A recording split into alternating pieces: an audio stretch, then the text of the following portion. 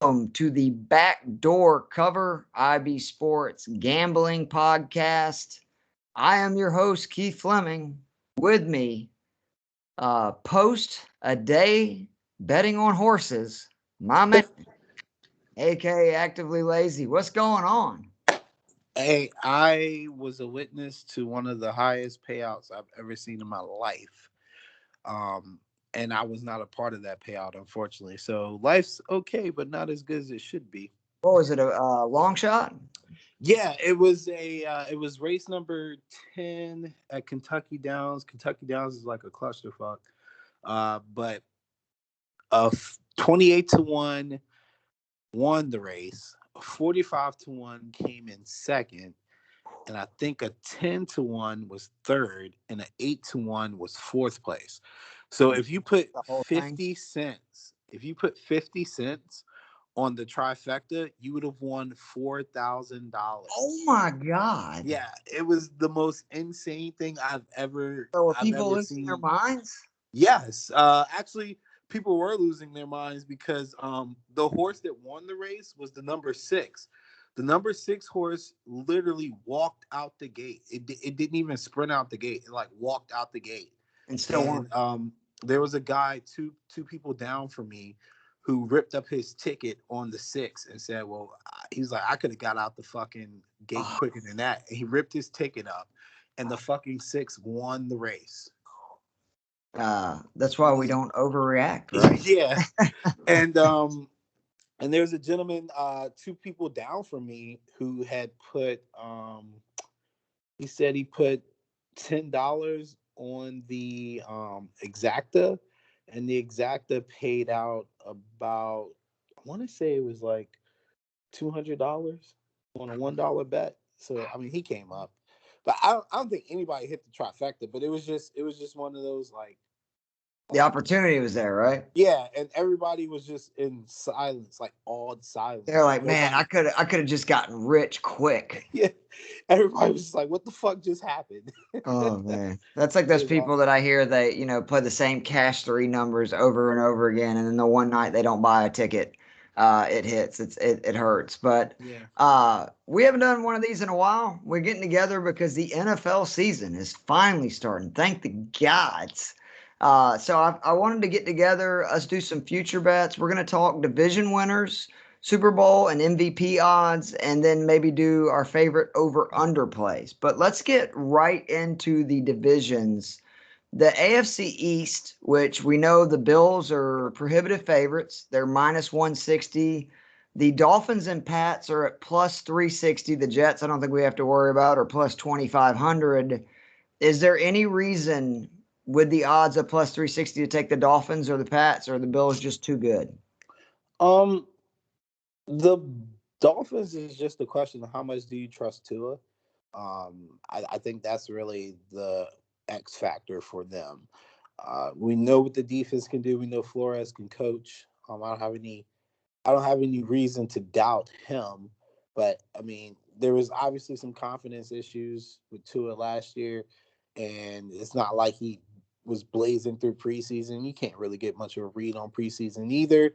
So it's just one of those things where it's like you have to be a fan or you have to be confident in what you believe will be some upwards growth for Tua if you're gonna lay some money on that plus 360. But if there was a team that I would pick between, if I had to pick between the Dolphins and The hoodie. Patriots to take the division, I would pick the Dolphins. Oh, you would? Okay, so is it Yeah. all because of Mac Jones? You just don't trust a rookie quarterback? Because I mean, the Pats have spent a ton of money. The defense is supposed to be good. Of course, they're raving about Jones and training camp, and we all know Belichick is going to be out for blood this year after seeing Brady go to Tampa Bay and win a Super Bowl without him. But you just don't. Is it the rookie that concerns you? Yeah, I mean, it's the rookie that concerns me is the fact that I still think the Patriots are overrated without Tom Brady. And I think people need to start admitting that. I think we need to start coming to this realization that they're not immortal or above the rules, you know? Um, I think Mac Jones gives them a better chance to win than Cam Newton. Uh, Right. but the problem with that is that I look at the Patriots roster and I look at Mac Jones, somebody that I had looked at when I was doing quarterbacks during the little draft scouting thing, and if if it's not perfect, I don't think Mac will be that successful. And what I mean by that is if there's, the Patriots have a history of having injuries. If there's an injury to his offensive line, like, they brought in Trent Brown. If Trent Brown goes down, there has to be a shuffle. Um, it's going to be difficult for him. He's not that athletic. I do know that they have a system to obviously negate the lack of athleticism from their quarterback position, but I'm not gonna say Mac Jones is Tom Brady. Like, Yeah. if you feel like Mac Jones can make this work to that level, um, where they've got them at 9 wins. If you think Mac Jones is an 11-win quarterback, then pick them to win the division, because I think 11 is the cap for the division. But me, I'm gonna err on the side of caution. I don't think Mac Jones is that great. He's good, and he could be better than what I anticipate him to be. But ultimately, I think he needs to be great for them to win 11 games or more, and I don't know if he's got that yet. Yeah, if Gilmore was healthy at the beginning of the season, I might think at plus 360 the Pats would be worth a flyer if you're saying, hey, they're going to have a really great defense. They're going to run the football. Mac Jones at least gives them the ability to have a little bit more consistency in the past. But with Gilmore missing, the start of the season, I'm with you. I think the Bills are going to win this division. We both were taking the Bills, right? That's your Yeah, pick. I mean, I still think the Patriots roster is not that talented, and they've always not had the most talented roster, but they've always had the best fucking quarterback, and they don't Right. have that this Yeah. year. Of So all time. But let's yeah, just go ahead and not just the best quarterback of all time. yeah, They yeah. what about Josh Allen for MVP? I know we'll get that into a little bit later, but he's probably, my favorite. You were, to your credit, on the Josh Allen train way before people like me. I was a hater, honestly. He couldn't throw the ball down the field, and then he was incredible last year. He looked great in the little bit he's played in the preseason. I actually think Allen's going to potentially improve this year. Second year with Diggs, some of those secondary receivers are better. I know people will say, well, they don't have any running backs. Who cares? I mean, Mahomes and guys like that have proven that if you have a good enough offense, you don't really need running backs. They just need to do just enough. I think they do have a good running back, though. They just don't You use think them. Moss is the guy or Hell Singletary? nah. Singletary, man. Okay. Singletary is a stud. Singletary was a stud in college too, and I don't understand why they just don't commit to him. I mean, the guy's averaging upwards to 5 yards a carry, even on his worst days. He's still getting yards. He moves the chains. He just He's never not. gets more than like 15 carries. Yeah, that's what I'm saying. They just don't give him the ball enough. I feel like if they gave him the ball 20 times, and they added some more pace to their offense, which is for some reason still revolutionary to the NFL, but if they sped up the offense with Josh Allen, added Singletary, and used him more effectively within their game plan, I really think they would still have a top offense. And in that scenario, Josh Allen probably would be MVP candidate or one of the favorites to win the MVP. All right, AFC North, which in my opinion is the most interesting division in the AFC. You have the Ravens as the favorite at plus 110, Browns at plus 155, the Steelers at plus 500, the Bengals at plus 2500. I'm a little surprised the Ravens are still the favorite with the Dobbins injury and also the Bateman injury. It's not just the Dobbins. I think Edwards will be okay. Bateman was the guy that I was really counting on giving Lamar his first ever, from at least a physical standpoint, a true number one receiver that can do things that number one receivers can do. No offense to Marquise Brown or the other guys they got. Maybe I'm a sucker, but I really like Cleveland. I think that Baker is going to be a little bit better this year. I think OBJ gives the offense another, you know, basically piece. I think that it does not need to be forgotten that Nick Chubb was actually used in the playoffs as a pass catching back, something I've been shocked they haven't done. And I think that they realize after seeing what he did in the playoffs when they, came close to going to the Super Bowl, that they need to pass the ball to him and not just only have him in there running. And then the mixture of him and Hunt, a good defense. The Browns are actually my pick, and I'm a little surprised they're not the favorite. Who do you like in this division? I took the Browns on a preseason bet. I pick on Zinga every year. uh, just without like just I mean, the AFC North has some what do they call it? Parity. Parody. Sorry, I said Parody. parody. I've been drinking, people, so just bear with me. I've been drinking. I'm on vacation, but anyway, they have some parody in the AFC North, and I've kind of dabbled in that and systematically picked at Zinga, who's a Ravens super fan. I got him last year with the Steelers, and this year I picked the Browns. I think the Browns are a team that's going to turn the corner.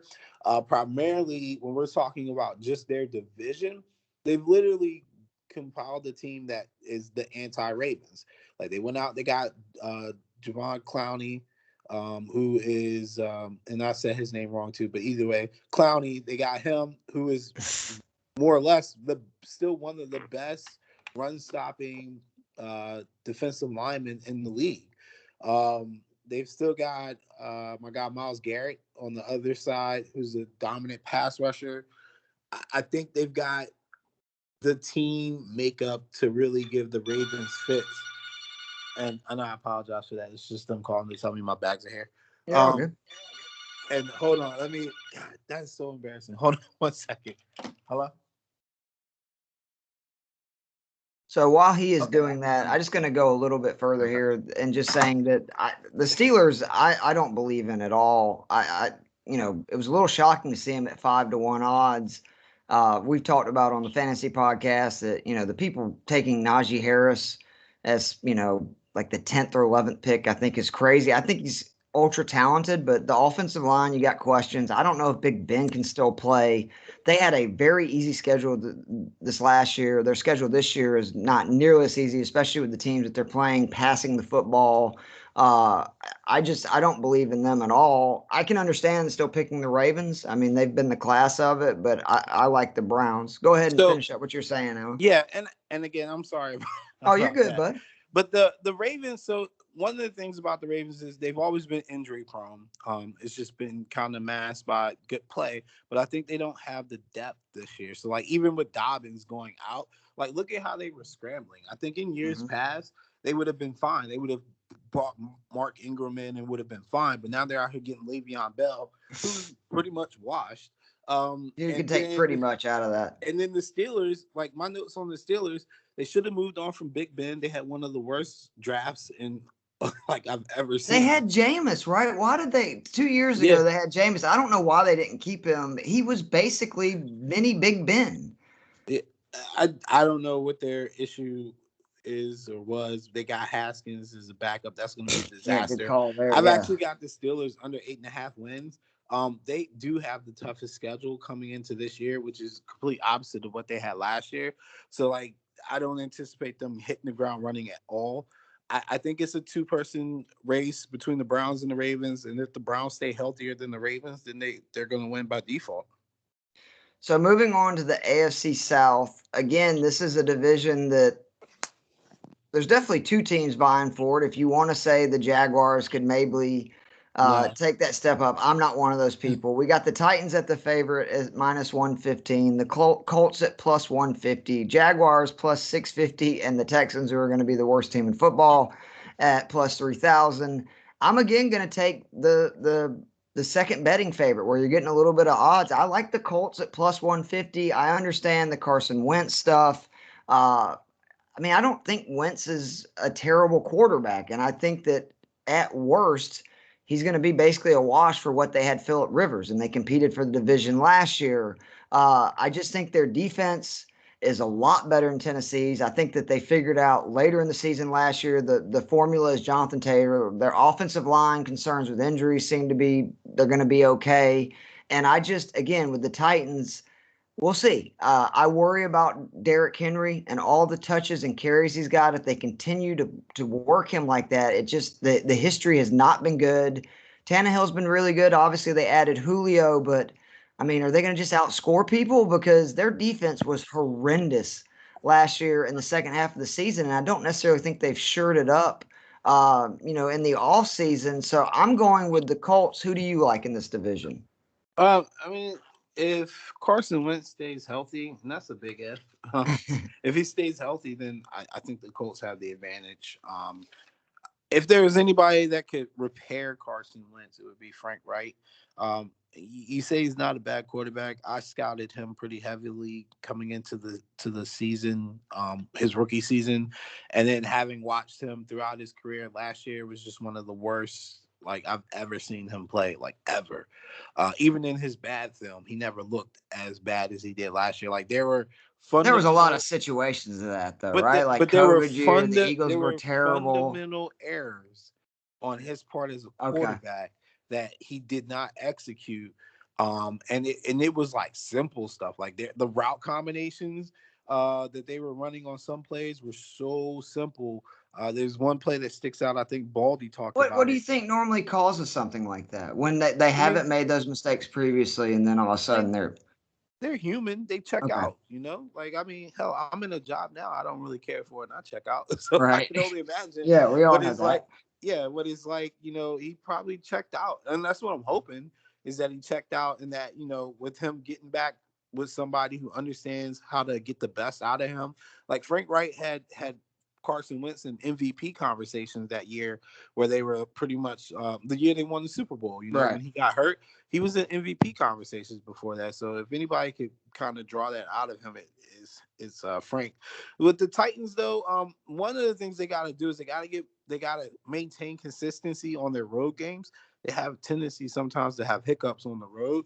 Um, I don't I don't know if like adding Julio obviously should be a boost, but I mean he's old, he's worn, he stays hurt all the time, like little Hmm. nagging He injuries. never practices, which Yeah. is a big concern So now that he's not with a quarterback and team that he knows like the back of his hand. yeah, so it's like I don't know what they're gonna get out of him, but obviously on paper they'll always be intimidating with Julio, Brown, and Derrick Henry.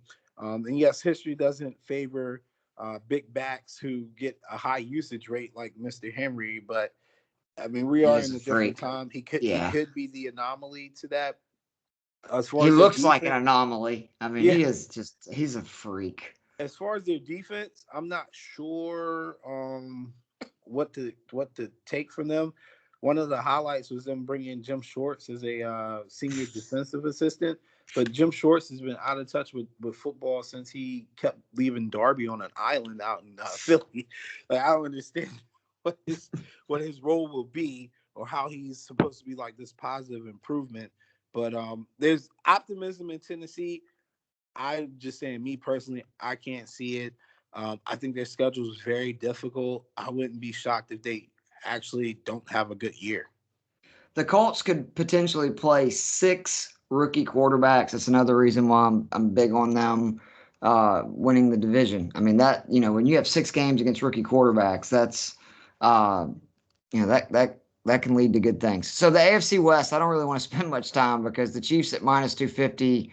I don't see any way other than Patrick Mahomes getting hurt that they don't win the division, and even then, I think they could compete for it.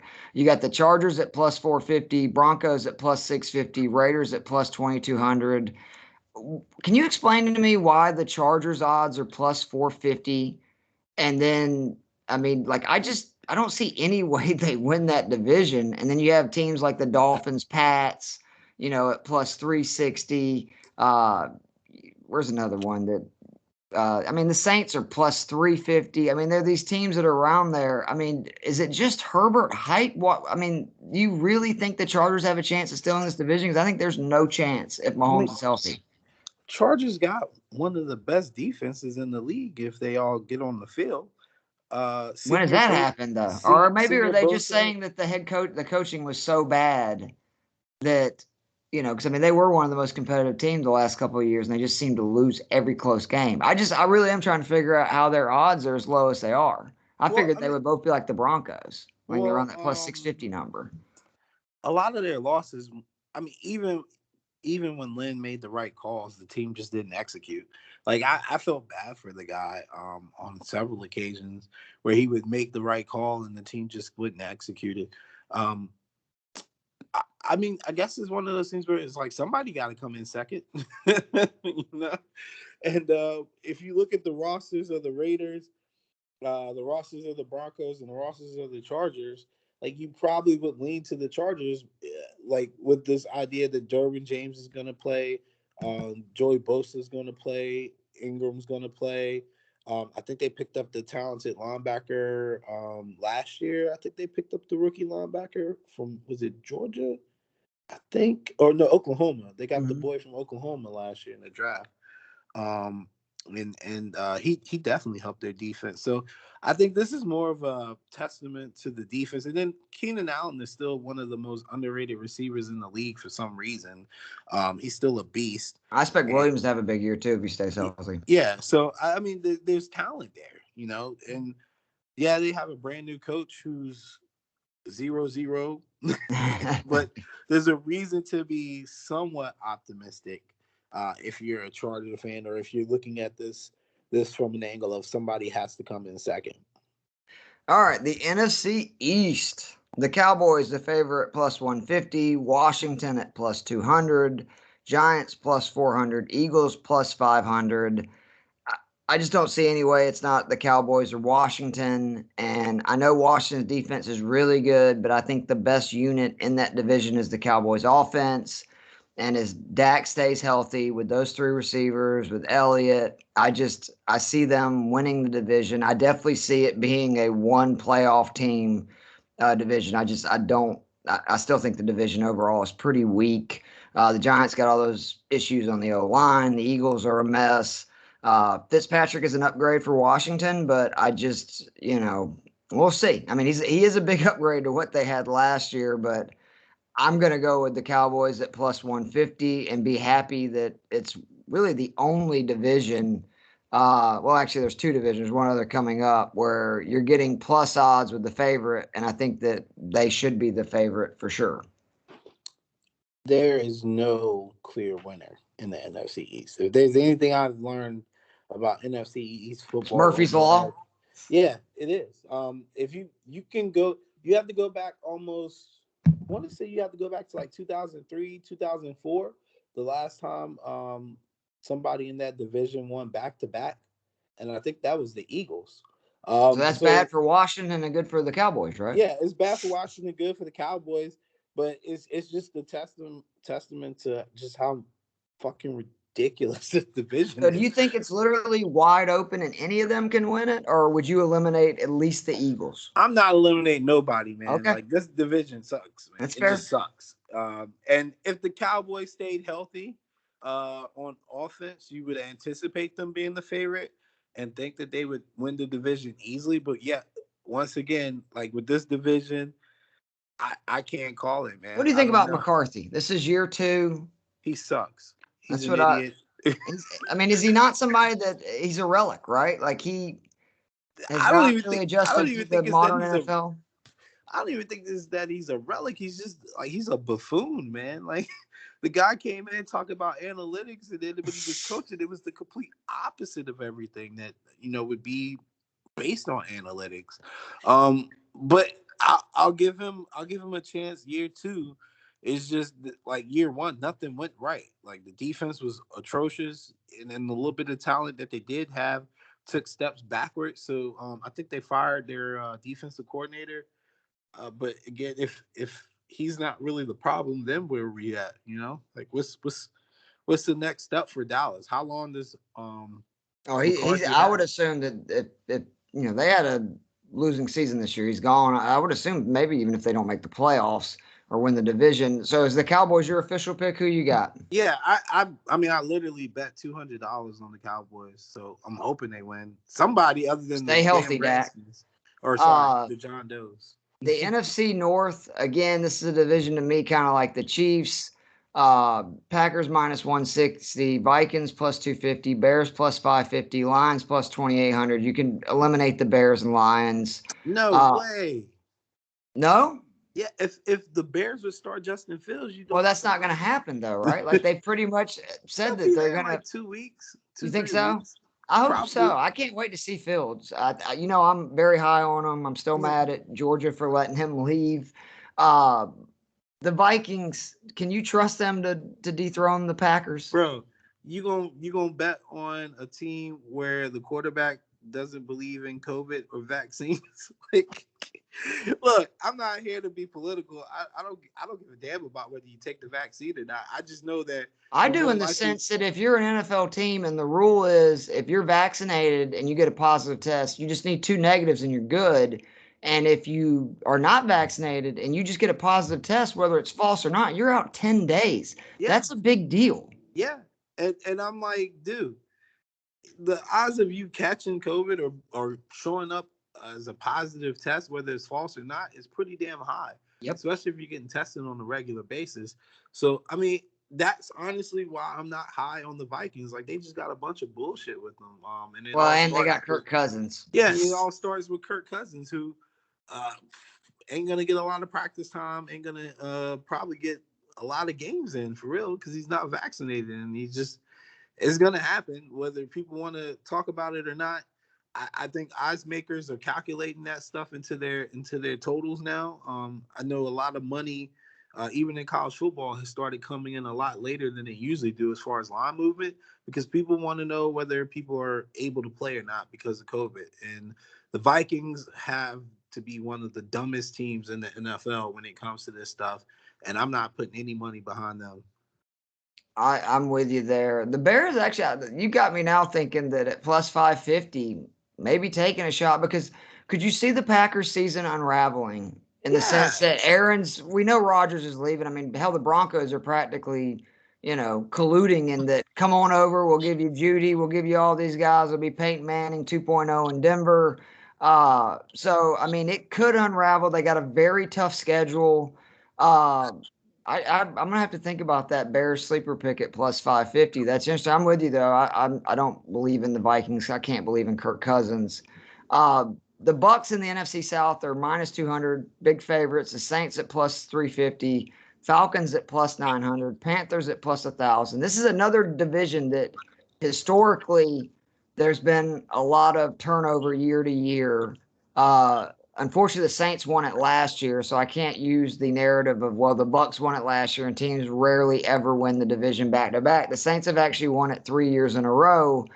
I do wonder though if Jameis can just not turn the ball over a lot. I think this is going to be a reminder that Sean Payton is one of the better play callers in the NFL this year. I think that Breeze was so limited the last two seasons that it hurt the Saints a lot, and particularly hurt Alvin Kamara, who, I mean, could you imagine the stats he would have put up the last two seasons if he had a quarterback that could throw it, a defense who could throw it more than 30 yards down the field? The Bucks should absolutely be the prohibitive favorite, but I just don't think there's any easy outs in this division. I even think the Panthers are going to be a little frisky because I think they're going to be good on offense. Falcons, same deal. Uh, I just, I don't know. It's just a guts. I actually am going to take the Saints at plus 350 to pull the upset and win the division. The Bucks had a lot go right last year. They had a really easy schedule down the stretch. And, Brady's fantastic. I'm not going to bet against him, but at the same time, it's like, I mean, he's what, 44, 45? I mean, how old is this dude? Like, at some point, it has to go the other way. It's just what's scary is the rest of the team is stronger than ever. Well, I've been waiting for this moment for what, like 8 years now.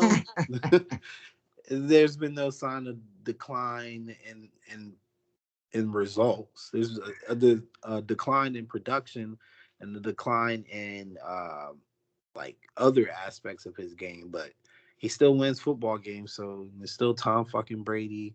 He carried Bruce Arians, and I mean, AB, a whole bunch of other people we thought well, would he never didn't, win a he Super didn't Bowl, carry right? AB. He didn't carry Fournette. AB.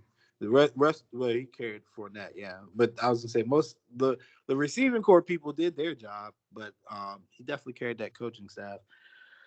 I don't know, man. I feel like betting on Jameis to not turn the ball over is I might as well just go back to this horse track and just burn my tickets. But I mean, I'm a I'm believer in Jameis, though. I mean, I know it sounds crazy. I mean, this dude was the number one quarterback. He can make any throw, and he wasn't in a great situation in Tampa, right? Now he's with as good of a play caller, as good of a quarterback whisperer, whatever you want to call it, as there is. I mean, you really think that there's no chance that he's much better this year than any version of Jameis we saw in Tampa? I don't want to say there's no chance because I still Yeah, I'm remember. sorry, that's not fair. You don't think Yeah, it's a good chance? I think that it's at this point some of those tendencies when it comes to turnovers and forcing passes are still there. He didn't get punished for it in the preseason, but he was still making some really questionable decisions. And I mean, guys just made plays like Callaway. Him and Callaway have great chemistry. But guys were just making plays, and I think it just kind of masked the inevitable. I mean, he's better than Taysom Hill, and he'll have them as competitive as they can possibly be. But I'm not sure if that's going to be enough to overcome the Buccaneers. I just want to remind everyone that the Saints should have won that game versus the Bucks. I mean, that fumble completely flipped a game that they had control. And I mean, no offense to Brady and the Bucks, but if they would have been down 14, I wouldn't have felt confident about the Bucks coming back on the Saints either. Yeah. So I mean, it does need to be reminded that with Breeze basically being washed and playing Taysom Hill for most of the season last year, the Saints were really close to winning. So it's just a really loaded roster. I just hope, honestly, more than anything, my Falcons are surprisingly good. I think the offense is going to be great. The secondary is still awful, and we're going to try to mask it by blitzing uh, apparently like 70% of the time, which, if it turns into turnovers, that's great. But if not, it could get ugly. I just want a good season. I just want a happy season. It's been a few years. Uh, I don't want to make you, upset, but I'm taking your Niners in the NFC West at plus 180. They are the favorites. I think they should be. The Rams, if it wasn't for the Cam Akers injury, I think they would have been the favorite, and they should have been at plus 190. The Seahawks are at plus 275. Cliff Kingsbury, I'm not even going to talk about the Cardinals at plus 650 as long as he's the coach.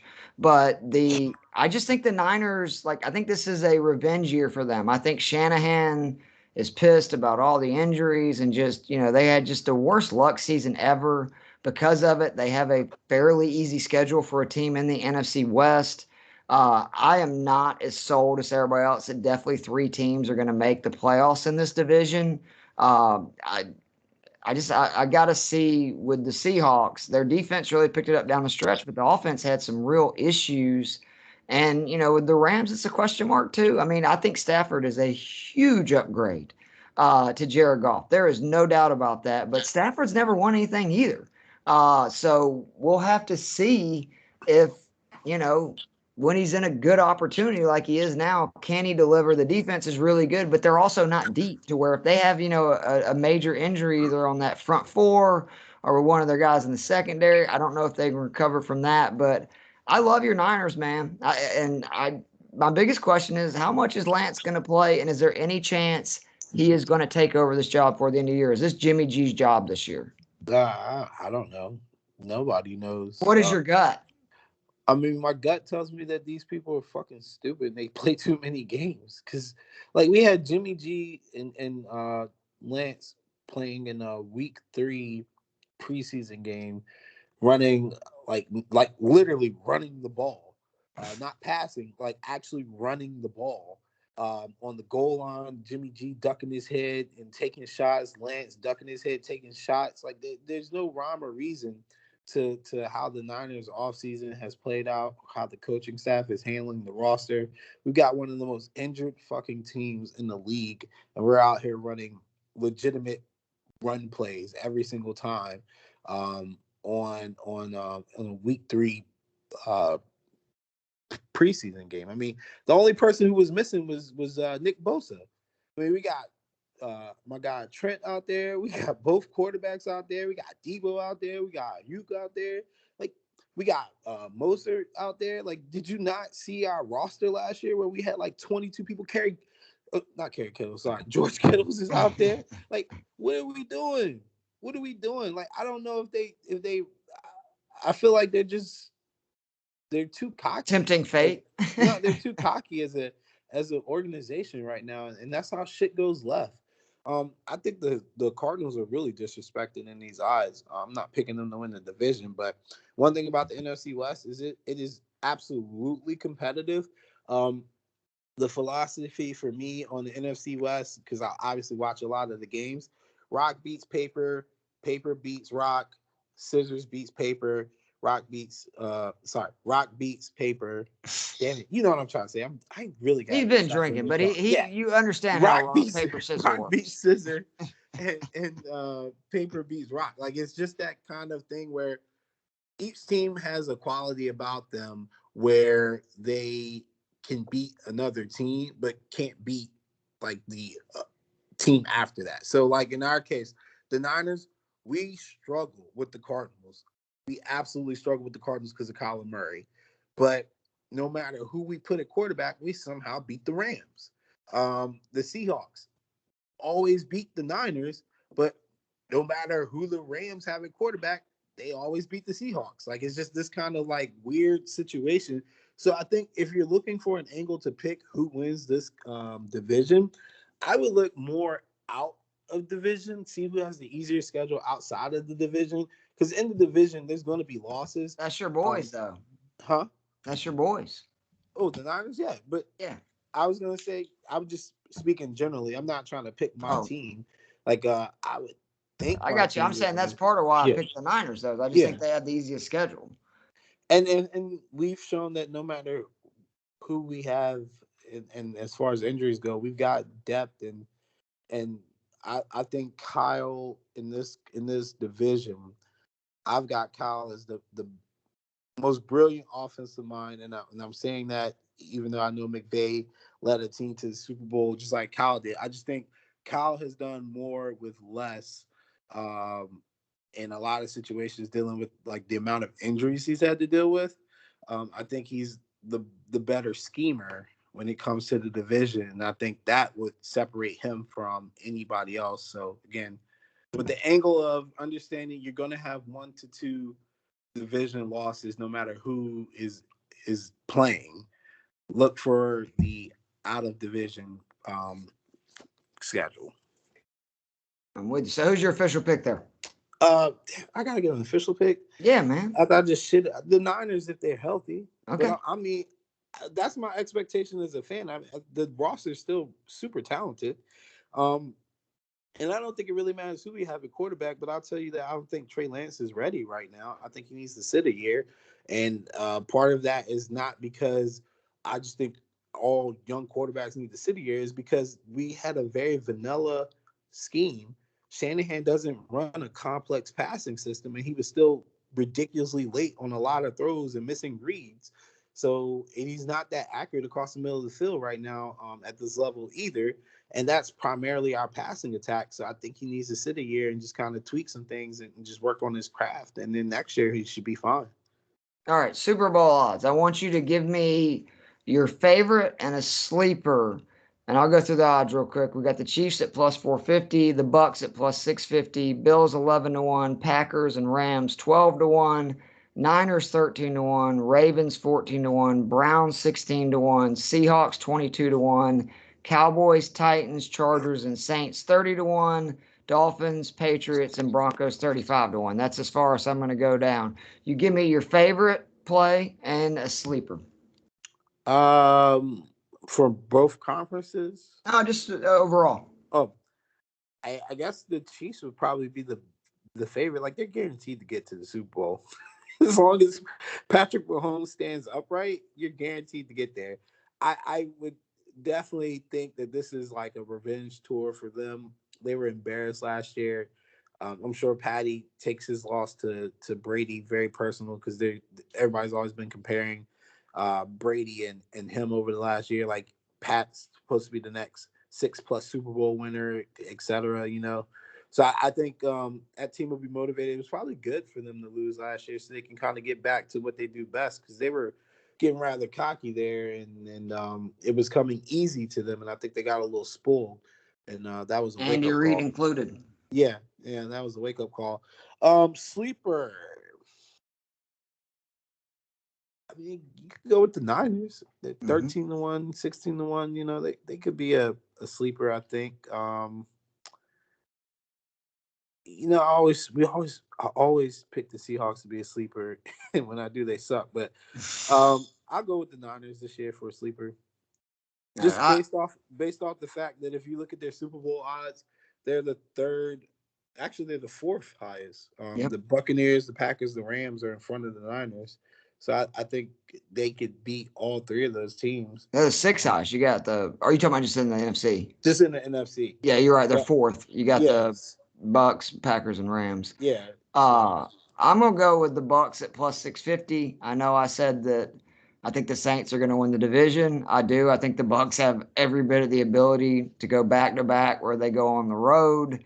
And it would be the exclamation of all exclamation points on not only Tom Brady, the greatest player ever, but also just sorry, Belichick. Brady was way more important for those Super Bowls. Not saying Belichick doesn't deserve credit, but I think we're figuring out that Brady is, the quarterbacks are big. Ask Andy Reid. Uh, the sleeper for me, because you took the Niners, I'm going to take the Rams. I mean, 12-1. They are built to win now. They have to have a lot of things go right. Stafford's got to, prove that he can handle the situation. And again, the defense is great. I do worry about they don't have a lot of depth, but I do think it's, definitely they can get through the NFC, and they are again the kind of team that the Bucks proved last year. Could give the Chiefs problems just because of the ability to rush the quarterback. And I mean that's what you have to do. Moving on to MVP real quick. I mean, you could say Mahomes every year at plus 450, obviously. Especially, I like your revenge tour. I could see Mahomes just torching the league this year. You got Josh Allen and Rodgers at 10-1. Russell Wilson and Brady at 14-1. Lamar and Stafford at 16-1. Dak 18-1. Herbert and Murray at 20-1. Uh, who are you looking at for the best value at MVP, and who do you think is going to win MVP? didn't I take Dak Prescott as a sleeper on a previous show? Did you? I don't Earlier know. this year? I I don't feel like I remember. did. I feel like I did, and that was part of why I was raging about his shoulder injury. Yeah, the shoulder depth. Um, why they got Deshaun Watson on here? That's funny. I'm gonna go with Josh Allen. Um, I I think my guy can get it done this year. He just got to get at least 13 wins. If he gets at least 13 Yeah, it's a wins, narrative award, right? We should say yeah, that you have to win 12 to 13 games. That's been yeah, something. You typically need to be a quarterback, and then there needs to be a narrative. And Allen, you could totally see that, especially if they're the number one seed, right? That would yeah, pretty much lock it up. yeah. What about Russell? No, No. no. Stafford would definitely be somebody though that you could see, right? The narrative's there. They have a chance to win the division. If he stays healthy and they win enough games, yes. And I'll tell you the reason why I didn't pick Russell Wilson is because I think the league has figured out the Seahawks offense is not very there's not a lot of style to it. And I That's think that's supposed why to change this year, right? Though they brought in a McVay disciple because Russell, liked that, and a lot of yeah, people believe they're going to not run the ball quite so much. He would be one of those guys. The only reason I would say to even bring him up is he's definitely a guy that I brought this up last year.